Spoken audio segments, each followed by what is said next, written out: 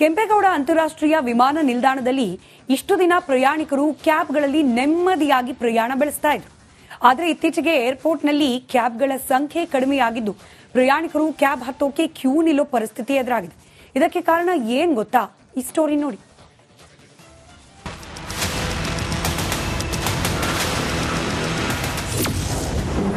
ಏರ್ಪೋರ್ಟ್ನಲ್ಲಿ ಕ್ಯಾಬ್ಗಾಗಿ ಪರದಾಟ. ಗಂಟೆ ಕಟ್ಟಲೆ ಕಾದ್ರೂ ಕ್ಯಾಬ್ ಸಿಗದೆ ಸುಸ್ತು.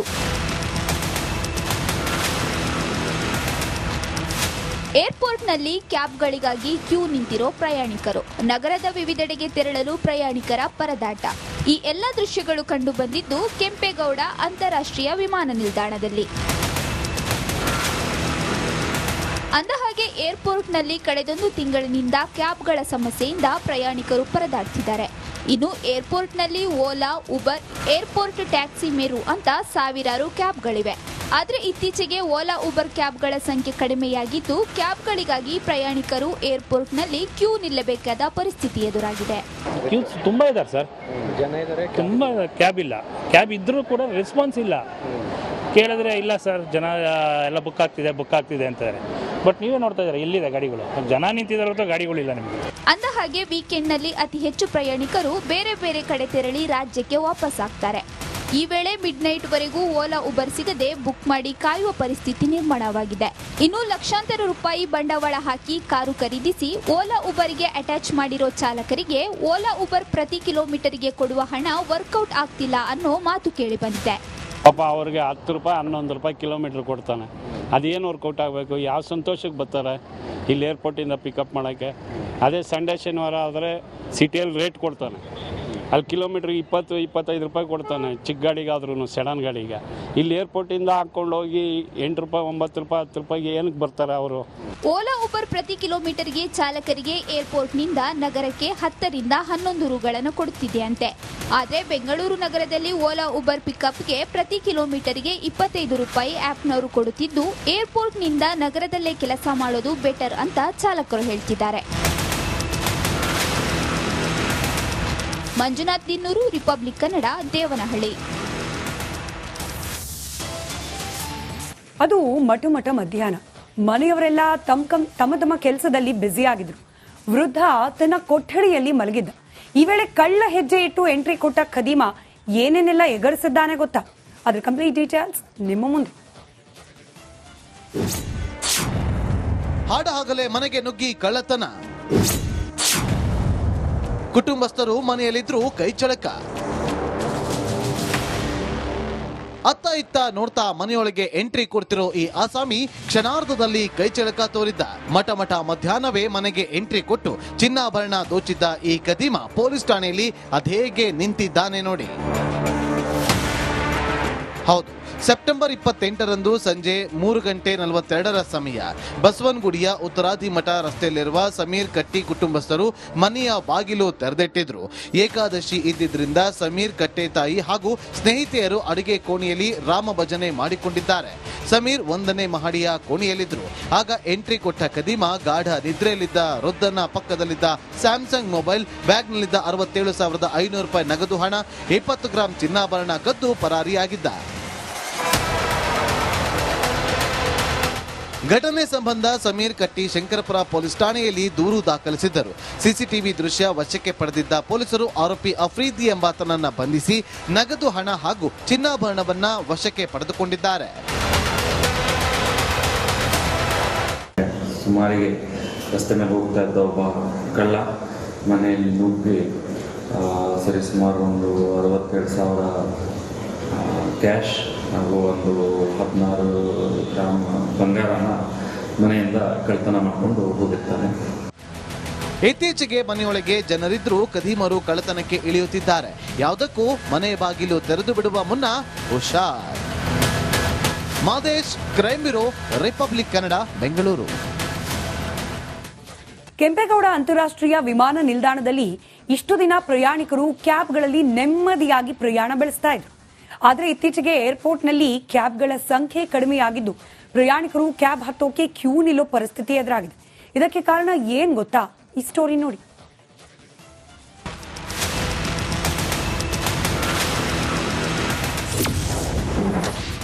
ಏರ್ಪೋರ್ಟ್ನಲ್ಲಿ ಕ್ಯಾಬ್ಗಾಗಿ ಪರದಾಟ. ಗಂಟೆ ಕಟ್ಟಲೆ ಕಾದ್ರೂ ಕ್ಯಾಬ್ ಸಿಗದೆ ಸುಸ್ತು.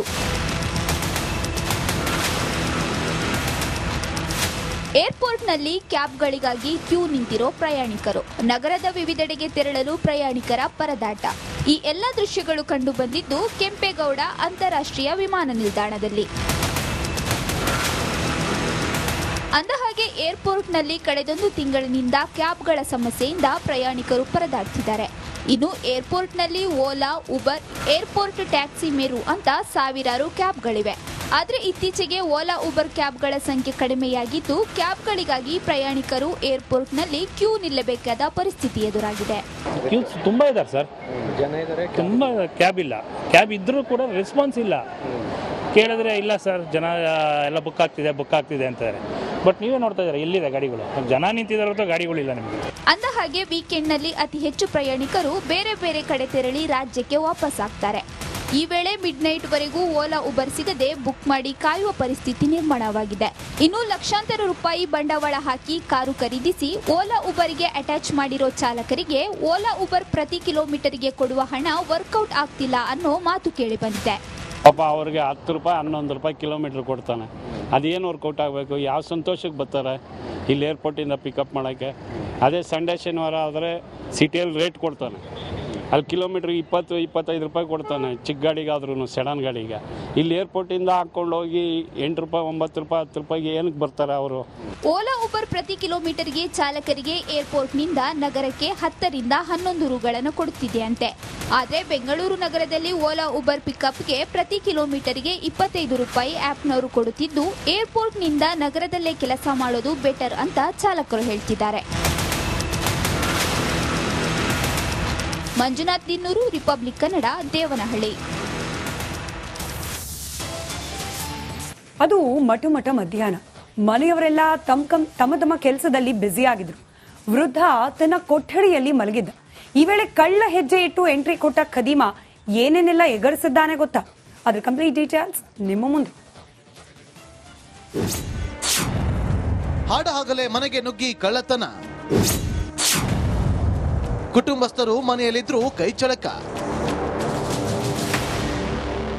ಅತ್ತ ಇತ್ತ ನೋಡ್ತಾ ಮನೆಯೊಳಗೆ ಎಂಟ್ರಿ ಕೊಡ್ತಿರೋ ಈ ಆಸಾಮಿ ಕ್ಷಣಾರ್ಧದಲ್ಲಿ ಕೈಚಳಕ ತೋರಿದ್ದ. ಮಠ ಮಧ್ಯಾಹ್ನವೇ ಮನೆಗೆ ಎಂಟ್ರಿ ಕೊಟ್ಟು ಚಿನ್ನಾಭರಣ ದೋಚಿದ್ದ ಈ ಖದೀಮ ಪೊಲೀಸ್ ಠಾಣೆಯಲ್ಲಿ ಅದೇಗೆ ನಿಂತಿದ್ದಾನೆ ನೋಡಿ. ಹೌದು, ಸೆಪ್ಟೆಂಬರ್ 28ರಂದು ಸಂಜೆ 3:42 ಸಮಯ ಬಸವನಗುಡಿಯ ಉತ್ತರಾದಿ ಮಠ ರಸ್ತೆಯಲ್ಲಿರುವ ಸಮೀರ್ ಕಟ್ಟಿ ಕುಟುಂಬಸ್ಥರು ಮನೆಯ ಬಾಗಿಲು ತೆರೆದಿಟ್ಟಿದ್ರು. ಏಕಾದಶಿ ಇದ್ದಿದ್ರಿಂದ ಸಮೀರ್ ಕಟ್ಟೆ ತಾಯಿ ಹಾಗೂ ಸ್ನೇಹಿತೆಯರು ಅಡುಗೆ ಕೋಣೆಯಲ್ಲಿ ರಾಮ ಭಜನೆ ಮಾಡಿಕೊಂಡಿದ್ದಾರೆ. ಸಮೀರ್ 1ನೇ ಮಹಡಿಯ ಕೋಣೆಯಲ್ಲಿದ್ರು. ಆಗ ಎಂಟ್ರಿ ಕೊಟ್ಟ ಖದೀಮ ಗಾಢ ನಿದ್ರೆಯಲ್ಲಿದ್ದ ವೃದ್ಧನ ಪಕ್ಕದಲ್ಲಿದ್ದ ಸ್ಯಾಮ್ಸಂಗ್ ಮೊಬೈಲ್, ಬ್ಯಾಗ್ನಲ್ಲಿದ್ದ 67,500 ರೂಪಾಯಿ ನಗದು ಹಣ, 20 ಗ್ರಾಂ ಚಿನ್ನಾಭರಣ ಕದ್ದು ಪರಾರಿಯಾಗಿದ್ದ. ಘಟನೆ ಸಂಬಂಧ ಸಮೀರ್ ಕಟ್ಟಿ ಶಂಕರಪುರ ಪೊಲೀಸ್ ಠಾಣೆಯಲ್ಲಿ ದೂರು ದಾಖಲಿಸಿದ್ದರು. ಸಿಸಿಟಿವಿ ದೃಶ್ಯ ವಶಕ್ಕೆ ಪಡೆದಿದ್ದ ಪೊಲೀಸರು ಆರೋಪಿ ಅಫ್ರೀದಿ ಎಂಬಾತನನ್ನ ಬಂಧಿಸಿ ನಗದು ಹಣ ಹಾಗೂ ಚಿನ್ನಾಭರಣವನ್ನ ವಶಕ್ಕೆ ಪಡೆದುಕೊಂಡಿದ್ದಾರೆ. ಸುಮಾರಿಗೆ ರಸ್ತೆ ಮೇಲೆ ಹೋಗ್ತಾ ಇದ್ದ ಒಬ್ಬ ಕಳ್ಳ ಮನೆಯಲ್ಲಿ ನುಗ್ಗಿ ಸರಿಸುಮಾರು ಒಂದು 62,000 ಕ್ಯಾಶ್ ಹಾಗೂ ಒಂದು 16 ಗ್ರಾಮ್ ಬಂಗಾರನ ಮನೆಯಿಂದ ಕಳ್ಳತನ ಮಾಡಿಕೊಂಡು ಹೋಗಿರ್ತಾನೆ. ಇತ್ತೀಚೆಗೆ ಮನೆಯೊಳಗೆ ಜನರಿದ್ರೂ ಖದೀಮರು ಕಳ್ಳತನಕ್ಕೆ ಇಳಿಯುತ್ತಿದ್ದಾರೆ. ಯಾವುದಕ್ಕೂ ಮನೆ ಬಾಗಿಲು ತೆರೆದು ಬಿಡುವ ಮುನ್ನ ಹುಷಾರ್. Madesh, crime bureau, republic Kannada, Bengaluru.